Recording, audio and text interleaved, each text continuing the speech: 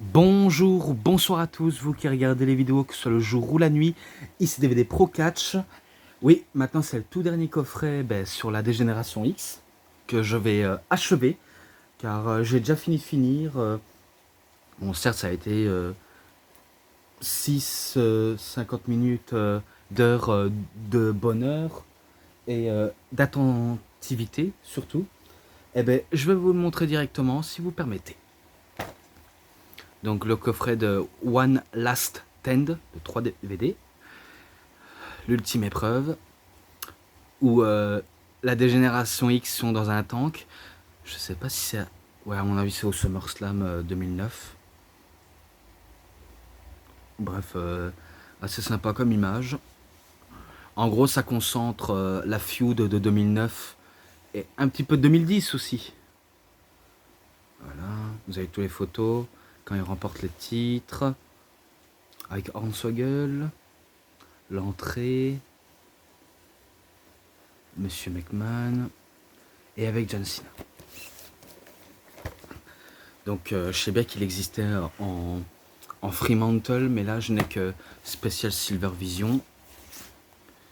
Et là avec les trois, Hornswoggle, Shawn Michaels et Triple H. Et d'ailleurs je crois qu'il y a des choses que j'avais un petit peu oublié citer dans New et Improved DX. En gros j'avais oublié de préciser qu'il y avait aussi, on va dire, quand DX balance de la peinture verte sur le Spirit Squad, même si on appelle ça du slime, ou encore quand les roues étaient attachées à une chaîne et que dans la lumière on voit que DX a tagué en gros DX sous la limousine. Et t'as d'autres, vraiment t'as d'autres, mais après c'est vrai qu'ils sont ultra complets sur l'année 2006 et là c'est que sur l'année 2009. Donc je vais essayer de préciser un petit peu plus, vu comment l'autre j'avais fait approfondi.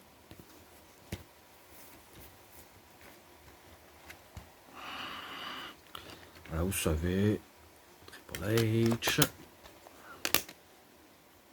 Shawn Michaels, et le logo, enfin non, tous les deux, j'ai cru qu'il y avait un logo. Là, c'est avec les personnages, avec le côté de guerre, l'air de dire c'est la guerre mon colonel. Bref, ultra sympa.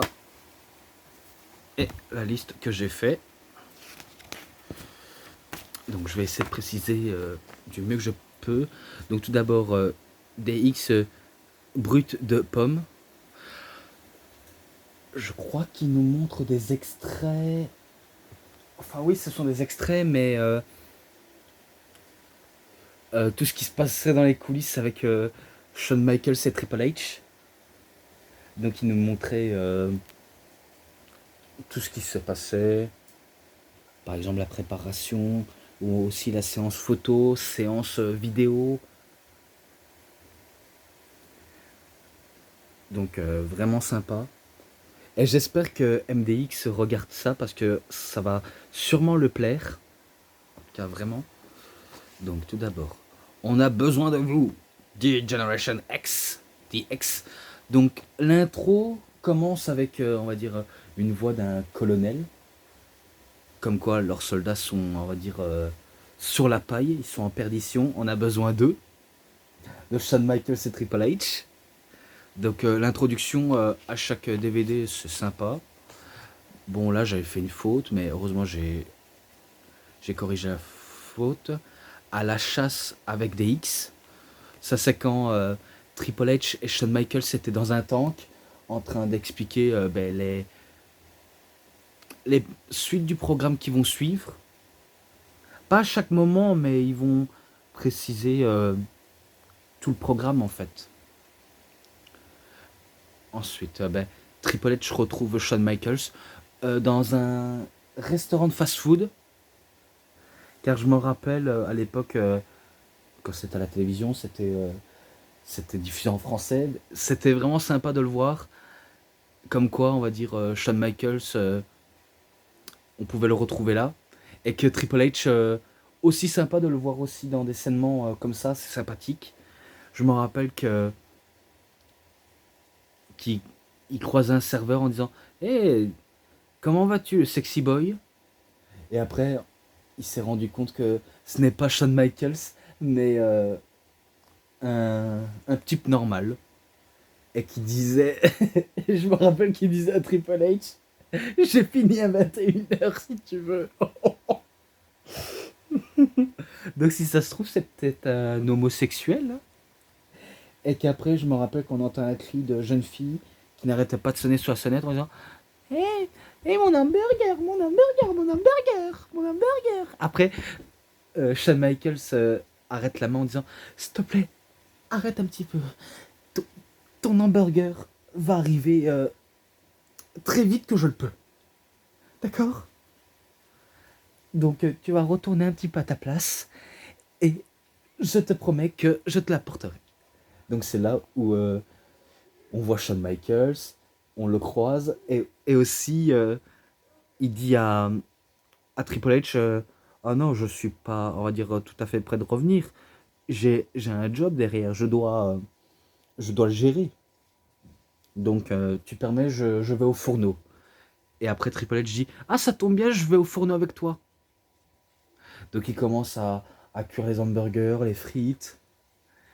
Et que c'est là où le patron dit Monsieur Higginbottom, donc qui est le vrai nom de famille de Shawn Michaels, vu comment son vrai nom c'est Michaels Shawn Higginbottom, ou Michael Shawn Higginbottom, si vous préférez. Et Triple H faisait une vanne en disant Higginbottom, c'est quoi ce nom stupide? Bien sûr, il fait une vanne dessus. Hein. Et le patron dit qui, qui c'est ce petit rigolo là? Et Triple H n'allait pas se laisser faire en disant c'est un ami à moi.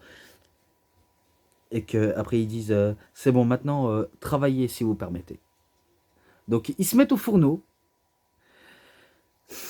Et après, ben, c'est toujours dans ce restaurant, donc à Roll le 10 août 2009. Donc toujours que je suis en train de citer.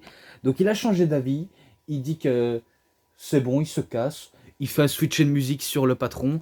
Et même un mini switch de musique sur la petite qui réclamait son hamburger avec un air pas contente. Bon, bien sûr, il n'a pas vraiment glissé un switch de musique, hein, car on lui lançait de genre de la salade dessus. Et après, ben, on voit les viandes d'hamburger en train de cramer. Ils jettent leur toc, tablier dans les flammes. Et après, ils disent on a 2 mots pour vous. Et c'est là où il y a une femme qui disait je me rappelle, ça quitte. Même une vieille dame. Et qui dit je démissionne. Donc là, c'est le retour des DX. Arrow le 17 août 2009. Donc tout d'abord, ben, c'était dans une usine et que Shawn Michaels n'était pas décidé à sortir et que Triple H était déjà sorti. Il dit allez viens. Non non, je suis pas prêt, viens. Non, je suis pas prêt, je veux pas. Si, allez viens Michaels. Allez Shawn. Donc ils sortent et tout d'abord, ben oh là, Gillian Hall qui vient de casser les oreilles en chantant la musique de Dégénération X. Et que je me rappelle que Triple H lui met une poubelle sur la tête en disant tiens, tais-toi, on veut pas t'entendre. Et après, ben, Santino arrive en disant où est la bombe? Et comment il se prend pour un héros de film d'action. Et ben, il se prend un switch de musique de la part de Shawn Michaels. Et que il disait à Triple H c'est qui ce type-là? Je ne sais pas.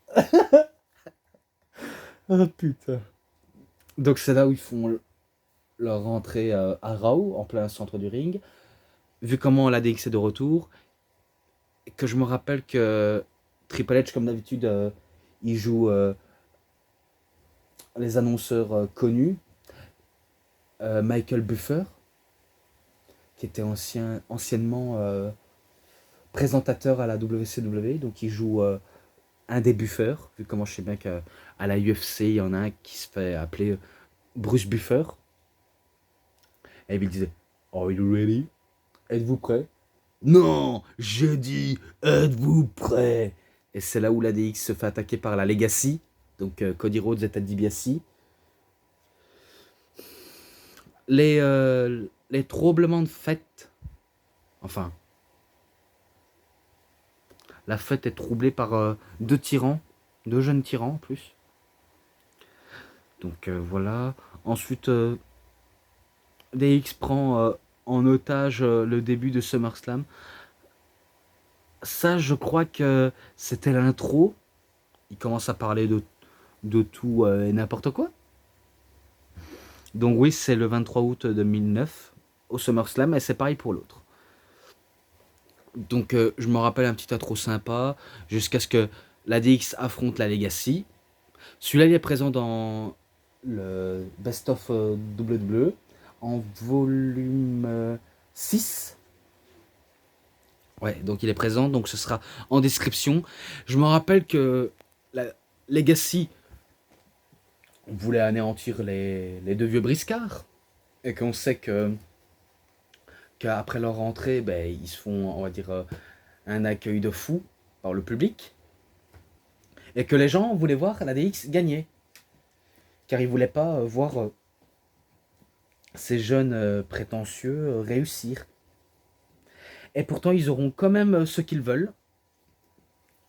Et que DX bat justement la Legacy. Mais le match était pas mal, hein. Il était quand même pas mal. Donc je vous le cache pas, il était énorme. Et bon, ce match en description. Ensuite, les bases de la chasse à DX. Donc je me rappelle qu'ils font une petite stratégie comme quoi ils ont peut-être une fête de prévu ou comment s'amuser et faire amuser la foule. Voilà. Ensuite, DX organise une fête pour Monsieur McMahon. Ça oui, ça je me rappelle à Raw le 24 août 2009. Ça c'était pour l'anniversaire de, de Monsieur McMahon. Et que je me rappelle que si vous avez vu que Shawn Michaels lui a donné son chapeau, il a fait le signe des X. Et qu'il a dit, pour célébrer votre anniversaire, monsieur, on a préparé un beau petit clip pour vous, qui vous ramènera peut-être des souvenirs. Donc on voit Vince McMahon jeune, et aussi Vince McMahon ultra musclé, jusqu'à ce qu'on voit un clip où il danse, où où il pète une crise de nerfs, ou quelque chose comme ça, donc... des choses comme ça, quoi. Et qu'après, à la fin des vidéos ultra what the fuck et drôle, il dit je vous déteste tous les deux. Et Triple H ne s'arrête pas là, il a fait venir des invités, des gens. Par exemple, je me rappelle de gars avec des bâtons sauteurs entre les pieds, des filles, et aussi un énorme gâteau. Et vous allez voir, dans ce gâteau, ce n'est pas n'importe qui. Ouais, c'est le retour, à mon avis, de Big Dick Johnson. Donc, oui, Big Dick grosse fesse, si j'aimerais bien l'appeler. Bref, il n'aura pas duré long feu, il le fait passer par-dessus la deuxième corde. Et après, ben, ça s'arrête tout, car McMahon ne veut pas avoir cette fête de pacotille. Bref, je suis déjà passé par là, de ce côté. Voilà, maintenant, DX traîne avec Dusty à Raw le 31 août 2009. Donc c'est là où je me rappelle que Dusty Rhodes, il faisait la promo pour le coffret Rise and Fall of WCW. Je vous jure, si vous avez ce coffret de DX, matez-le ce moment-là, vous allez peut-être comprendre qu'ils font la promo pour le coffret Rising Fall of WCW. Et en plus, pour Dusty Rhodes, c'est pas la première fois qu'il fait la promotion.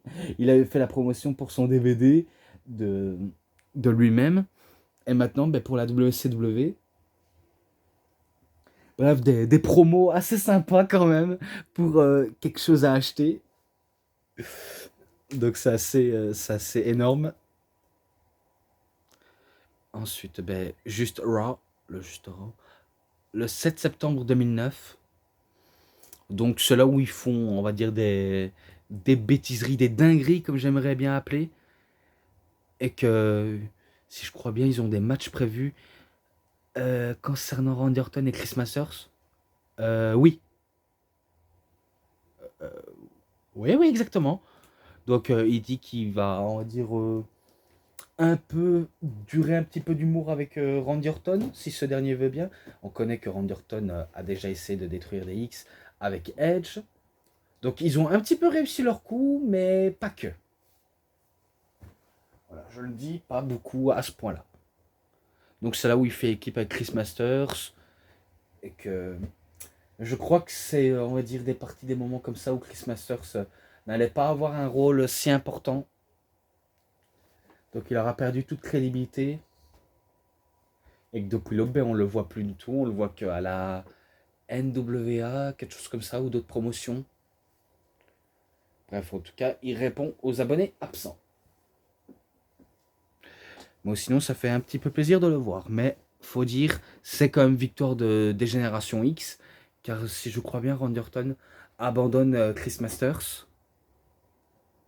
Ouais, il abandonne Chris Masters. Mais après, je sais pas si ce match-là, il est déjà présent dans Best of 2009.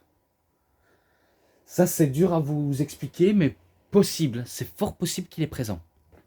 Mais bon. C'est victoire de Dégénération X. Ce match, si je l'ai pas noté, pour l'instant, je le mets 3,5. Voilà, c'est que provisoire. Voilà. Ensuite, match dans un LNSL, DX contre The Legacy, à LNSL 4 octobre 2009. Souvent, il est jugé comme un des pires éditions, mais il a pas mal aussi quelques bons petits matchs. Donc ce n'est pas non plus une purge, c'est juste que quand on met le nom d'une stipulation, c'est pas que ça nous, on va dire, dérange, mais c'est, on va dire, pas si top qu'on le dit.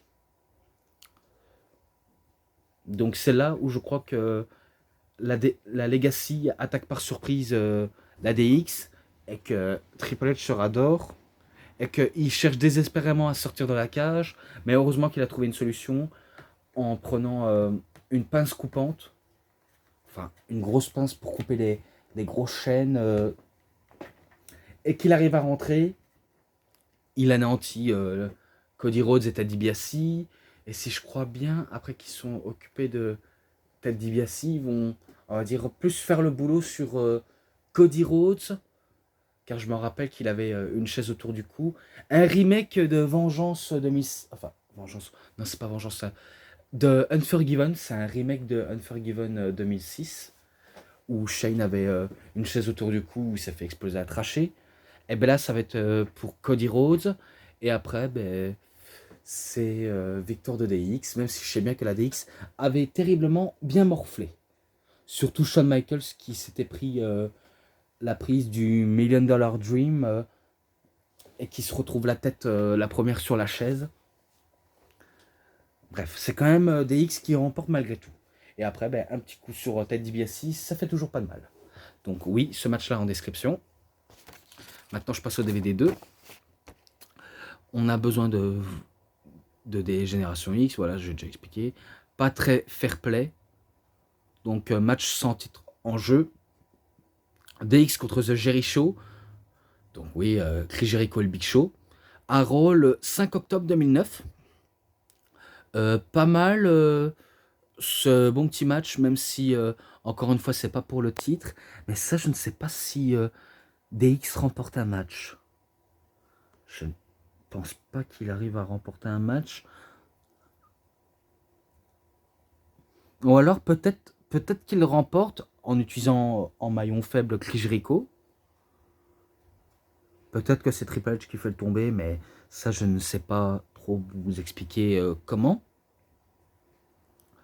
Mais voilà, on va dire c'est victoire de Dégénération X. Voilà. Ce match-là, 3,40. Voilà. Ensuite, Triple H appelle Shawn Michaels à Raw le 12 octobre 2009. C'est là où Triple H il est tout seul au centre du ring. Il appelle Shawn Michaels qui était au téléphone. Et il avait, on va dire, sa musique où il chantait avec les paroles qui ne sont pas, on va dire, dans la thème d'entrée. Donc il chante de manière différente. Et après, ben, on voit qu'il décroche, enfin, on entend qu'il décroche, et qui dit qu'il n'a pas su être là parce que, car si je crois bien, sa fille lui avait vomi dessus, sous les cheveux, et aussi qu'il est tombé malade suite à cause de ça. Je crois que c'est ça, hein. Et que, et que Triple H dit que, ouais, on est en direct à Raw, tu veux entendre ce que disent la foule? Voilà, donc ça parlait de ça, et après, après il y a pas mal de scènements que je peux vous expliquer, mais je vais pas non plus tout en expliquer, j'ai pas envie de trop m'attarder dessus. Voilà. Et que je me rappelle que ils font la promo du livre et des t-shirts. Bref, c'est sympa. C'est vraiment sympa. Ensuite, Jack Swaggle. Swaggle. Ah, il se moque de Jack Swaggle. De Jack Swagger, pardon.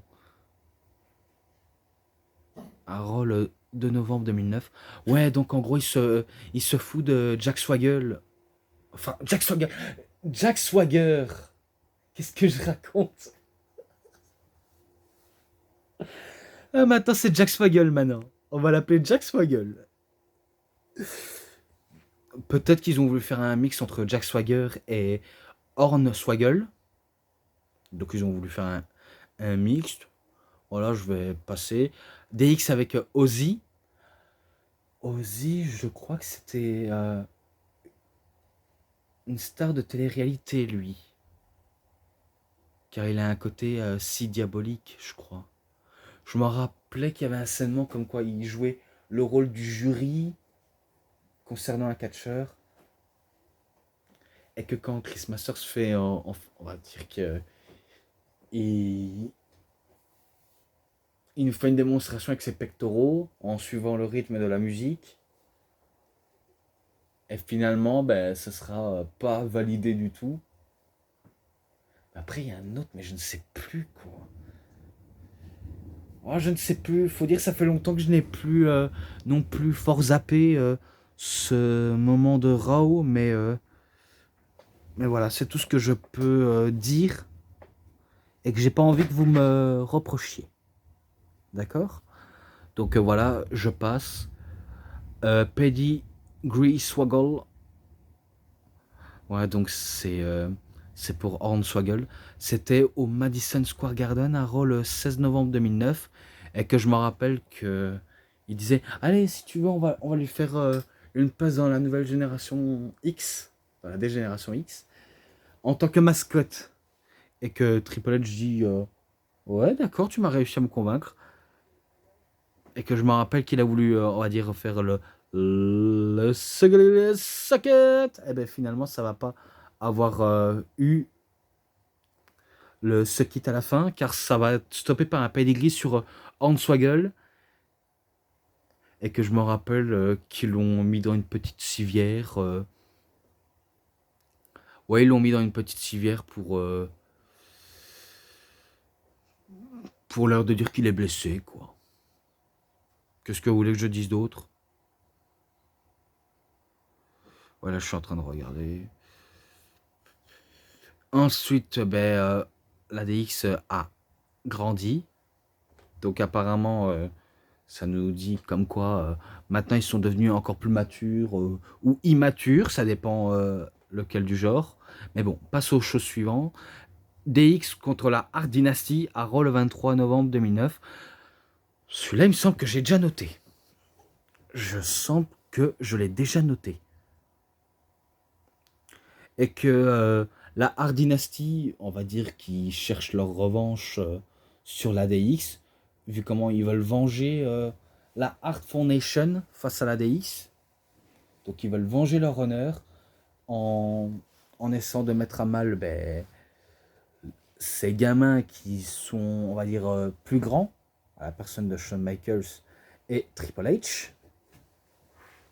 Donc ils ont voulu leur jouer sur ce terrain-là, mais faut pas trop sous-estimer les vétérans, car ils ont voulu battre certes la DX, mais ça va pas prendre.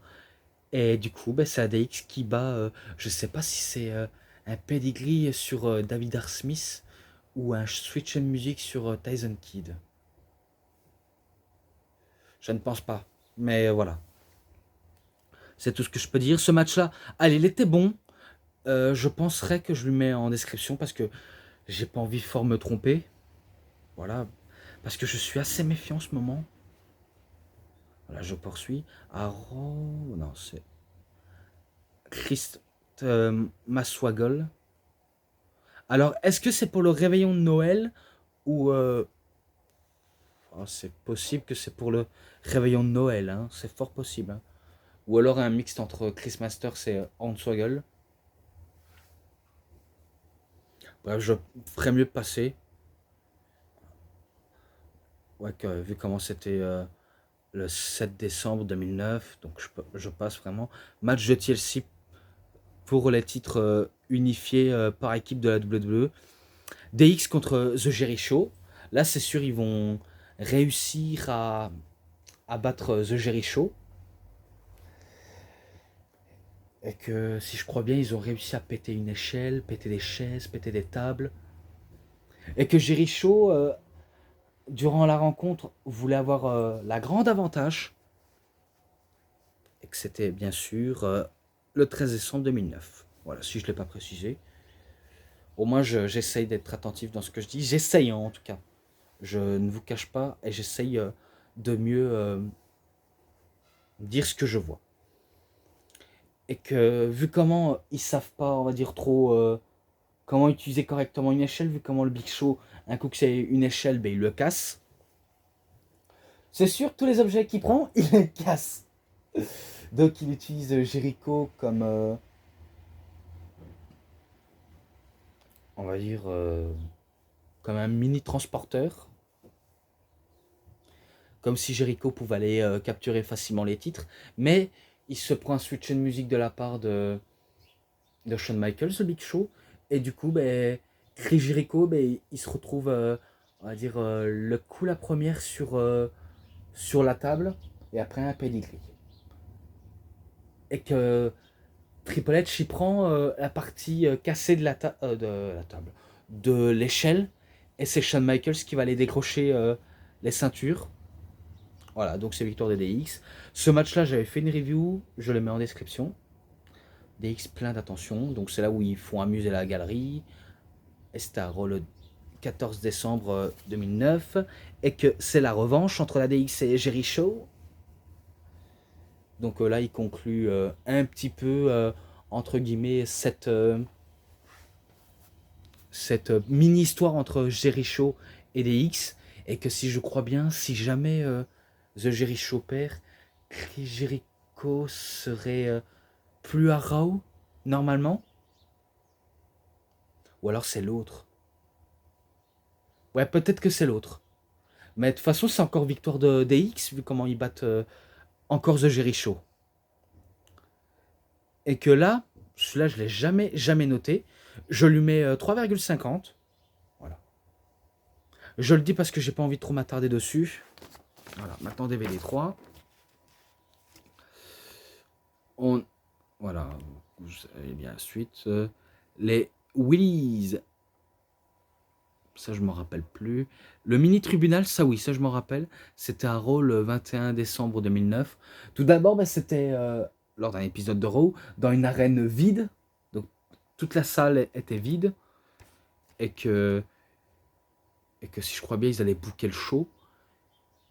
Et j'aime bien Triple H dit tiens, c'est bizarre car dans la jupe du ring, il y a un passage secret. Quoi, un passage secret? Ouais, viens voir. J'ai pas envie de trop aller là, quoi. Et après, je me rappelle qu'ils prennent la lampe, vous voyez la petite bâtonnette de lampe verte, comme ça. Et ben, ils prennent ça pour un petit peu s'éclairer dans le noir. Et que je me rappelle que Shawn Michaels avait dit, ouais, en plus j'ai volé un dans le public. Et que c'est là où on se retrouve dans le mini-tribunal pour le procès d'avoir agressé vicieusement Hornswoggle.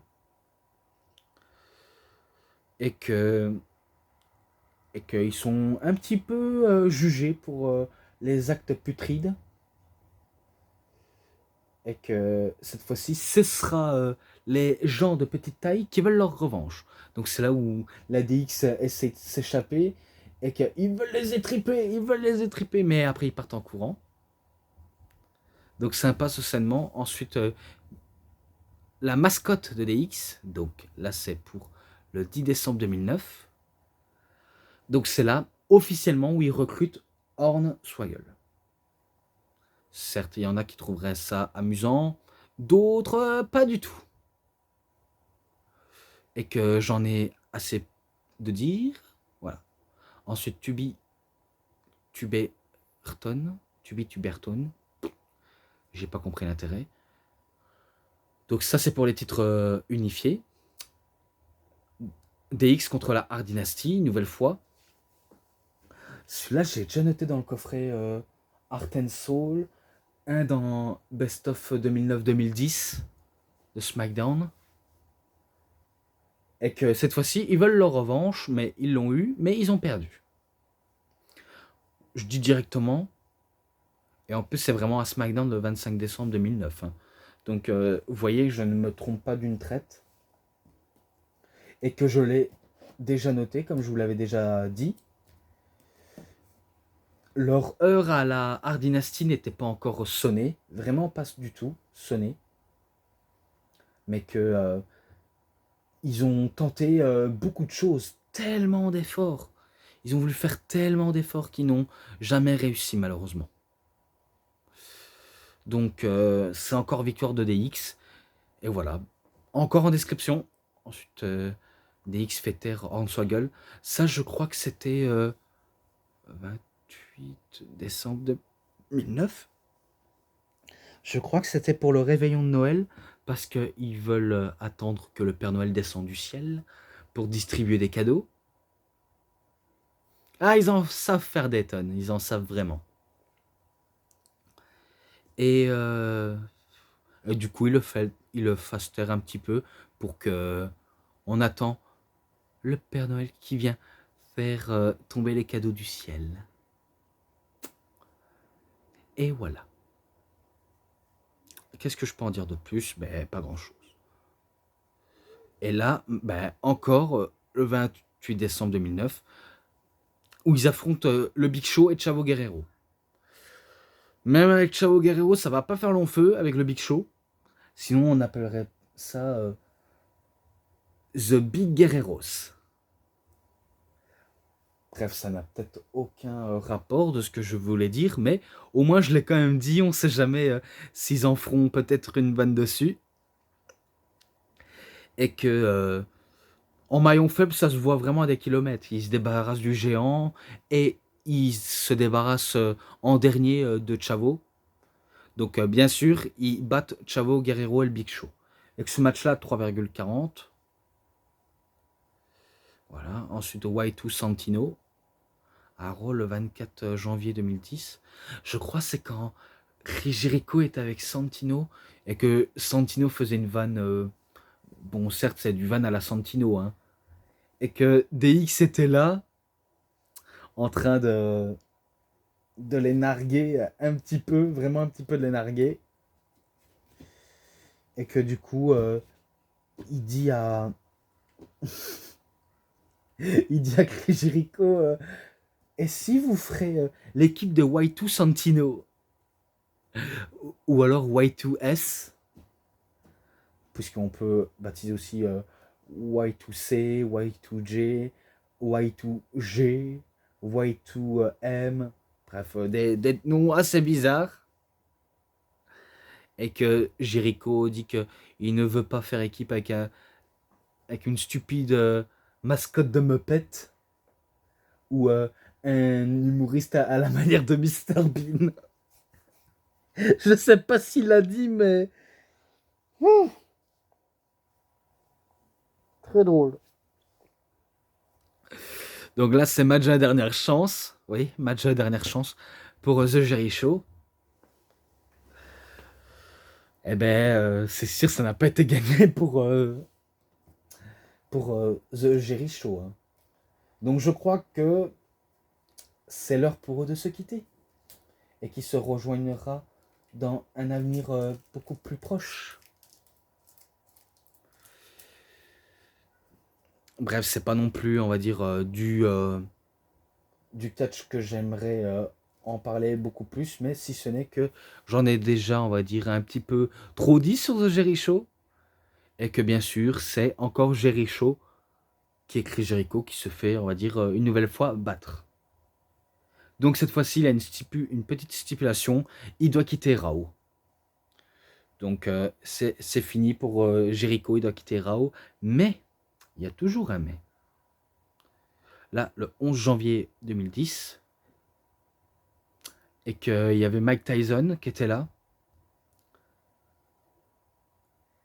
Ouais, donc DX avec Iron Mike Tyson. Mais sauf qu'on va dire, il y a Shawn Michaels qui se rejoint en premier. Alors que Shawn Michaels, il voulait s'excuser auprès de Mike Tyson pour tout le mal qu'il avait un petit peu fait. Et aussi qu'il il repense à cette droite que Tyson lui a fait. Ouais, donc il repense à ça et qui dit que c'est de l'histoire ancienne maintenant et qu'on pourrait devenir de bons amis.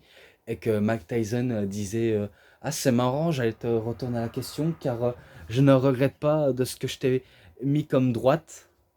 Donc, à mon avis, zéro regret pour Iron Mike. Et que, au contraire, il a vraiment bien kiffé quand il lui a donné une droite dans la bouche de. Ou dans la face de Michael, si vous préférez.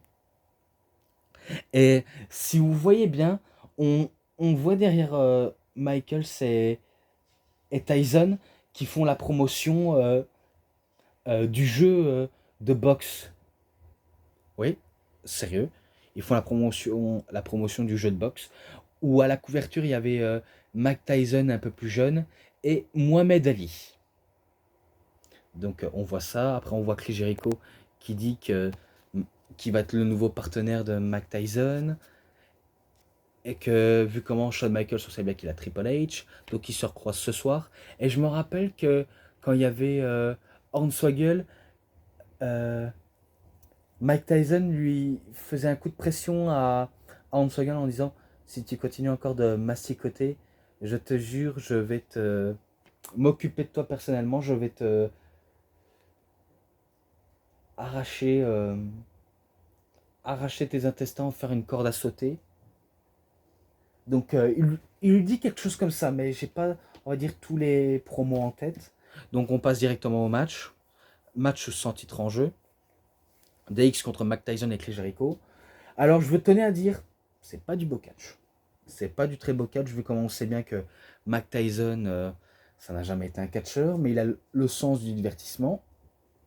Et que aussi il va pas non plus se faire enterrer par des catcheurs aussi. Donc il tient pas à se laisser faire. Mais que en fait, il avait caché son coup. Mike Tyson avait caché son coup. Il était encore allié avec la DX, et c'est là où il fout une droite à Jericho, et que c'est Shawn Michaels qui fait le tomber. Et après, on voit Mike Tyson, Triple H et Shawn Michaels avec le fils de Mike Tyson en train de célébrer. Avec des feux d'artifice. Oui, avec des feux d'artifice. Ce match-là, 3. Je mets 3. Donc mon boxeur préféré, donc ils en parlent Mike Tyson, ensuite avec DX John Ender et Don Johnson. Don, hein, pas Dwayne. Donc c'est encore des célébrités. Et c'était à Raw le 17 janvier 2010.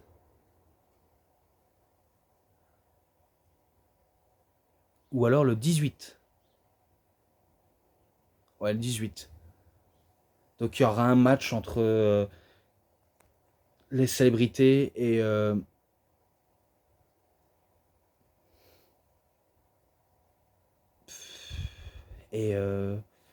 ouais, Showbiz. Donc je vais vous citer ça. DX avec Hornswoggle, d'accord, Hornswoggle. Et Showbiz avec The Flame John Ender. Ok. c'est pas non plus un match que j'apprécierais beaucoup trop. Mais c'est encore victoire de DX, hein, et que une célébrité se retourne face à le Miz, ça se voyait à des kilomètres. Donc oui, c'est encore victoire de DX contre Showmiz. Et que ce match-là, ben, 3,10. Voilà. Match triple menace par équipe à élimination pour les titres unifiés par équipe. Ça, je sais bien que la DX perd. Donc il perd face à Showmiz, vu comment la DX élimine Straight Edge Society, donc équipe composée de CM Punk et Luke Gallows. Et du coup, ben, il profite un moment d'inattention pour battre DX avec l'aide de Big Show. Et qu'il est présent dans le coffret du Big Show. Donc ça, je me rappelle très bien. Donc c'est le 8 février 2010. Voilà. Donc je vais vite achever ça. Ce match en description. Ensuite, pleure comme une petite fille. Pleurer comme une petite fille. Ouais, donc ça parle du départ de Shawn Michaels. Donc c'est là où il fait ses adieux à Raw le 29 mars 2010, qui est assez émouvant. Donc là, cette fois-ci, Shawn Michaels, il fait une promo en disant qu'il prend sa retraite parce qu'il a perdu face à Undertaker et qu'il comptait bien profiter de sa retraite comme on profite bien de ses derniers instants de vie. Et que cette fois-ci, ben, il dit à ses enfants que papa sera de retour à la maison. Il dit le nom de son fils et de sa fille et sa femme Rebecca. Comme quoi, c'est bon, il est prêt à rentrer à la maison. Il dit un dernier salut aux fans. Donc j'ai trouvé ça touchant quand même, ce scènement-là. C'est vraiment quelque chose qui tient chaud au cœur. Et après, on voit à la fin Triple H qui est là pour poser le signe des X comme un symbole. Donc ça se termine là-dessus. Et ensuite, deux mots pour vous. Enfin, pour conclure, deux mots pour conclure.